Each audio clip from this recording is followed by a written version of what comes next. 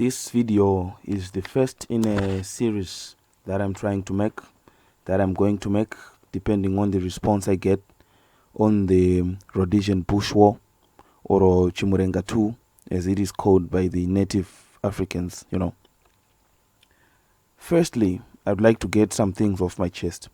The first thing is that there has been a massive brainwashing campaign launched on young millennial Africans, or the born frees, by our own government to demonize the whites due to factors. And it's easy to see the whites as our enemies because of what they did. They took our land, they subjugated us, forced labor, and all of that.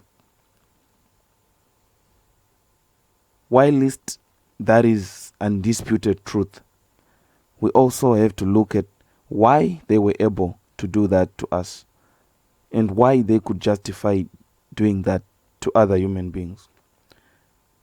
Firstly, I'll get down to some very crude statistics. In the 1960s, the country of Zimbabwe, or as it was known then, Rhodesia, had a population of Europeans, or as I would really like to call them from now onwards, for simplicity's sake, white people, a population of around 200,000 white people, against a backdrop of 8 to 9 million Africans. So then, let's divide. Let's just estimate if 55% of those were male, and maybe, let's say, 60 to 70% of those were males of military age, then the number of Rhodesians or white people in Zimbabwe who were capable of fighting or waging war was really small. Let's say about 50,000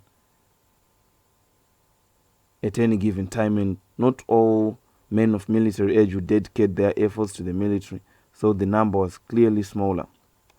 So how then did they manage to hold out and subjugate a nation of 200 against 8 to 9 million? Simple. They had the gun, the superiority of the gun, and also their biggest asset, planning. I think white people and black people differ in that aspect, not being racist toward myself or self-hating, but white people are really good at planning.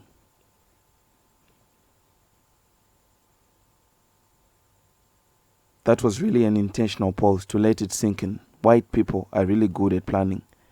And as I said, this is a series that I'm trying to make of the Rhodesian Bush War. And I really want to start with an aspect that is really of interest to me, as it was not taught to me in high school, in primary school. I really loved history.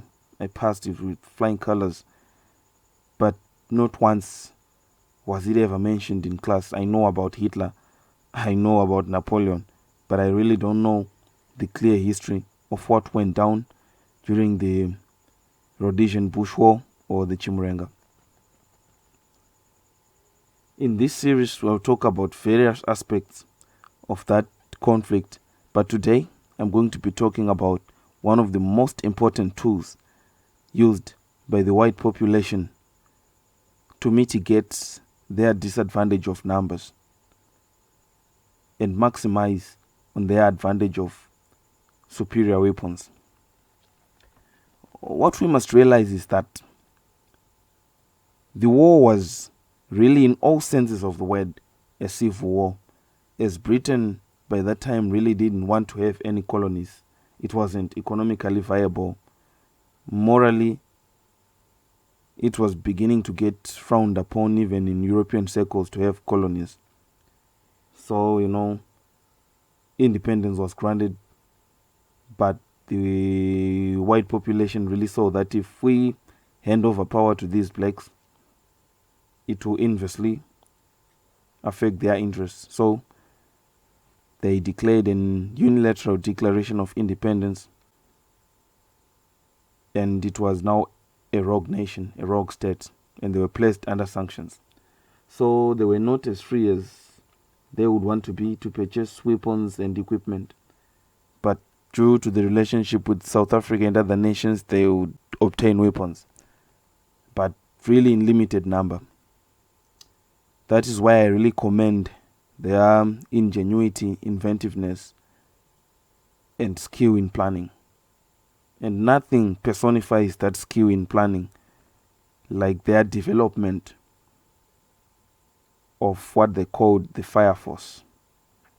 The fire force is a really interesting phenomenon.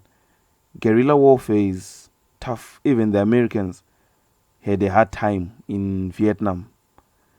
But the Rhodesians, they really put up a good fight. It was only through talks that we, the black majority, finally obtained our independence.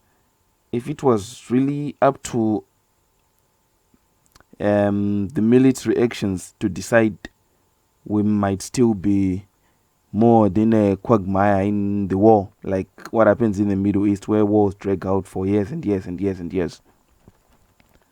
So the Rhodesians developed what they called a fire force. 1 or 2 helicopters with about 8 soldiers would be deployed to an area where the guerrillas would have been discovered.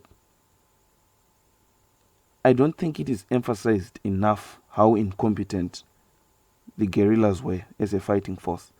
They were determined, they had high morale, as people wanted to take back their countries, and I really commend their efforts, despite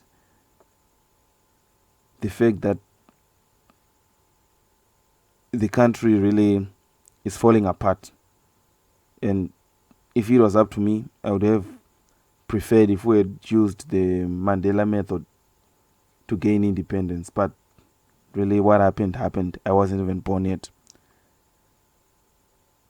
One example of the incompetence of the guerrillas, which ironically has been turned into a sort of a triumph, which really goes to show how when the victors write history, they can really do ridiculous things, is the incident that happened at Chinoy. All the guerrillas were really killed and obliterated, but it's really taught to us as a victory. I didn't even know that the guerrillas who launched that short skirmish in Chinoy actually lost. I only learned about it as I grew up and started to read other sources of history, and really started comparing and listening to oral tradition from elders who were alive during that period, that I realized that the guerrillas were really incompetent. If ever they would see the whites coming, the Rhodesian army coming, they would run. That was a given. Yes, that's one of the greatest tenets of a guerrilla war. When the enemy advances, you retreat. Yes. But when the history is taught to us as young people, they put up this facade of being the bravest of the brave. So, due to their low numbers, the Caucasians would simply have their scouts. The scouts would scout an area, locate the guerrillas, and then they would simply send the fire force. The fire force was a very, very, very effective tool. Helicopters would fly from the base, go to where the guerrillas were at, and really give them a good ass whooping. I would really want to make an extended video on the fire force if the response to this one is good. I would really like to continue this series on the Rhodesian Bush War, the second chimurenga, if the response I get is positive. This has been Jiggy Speaks.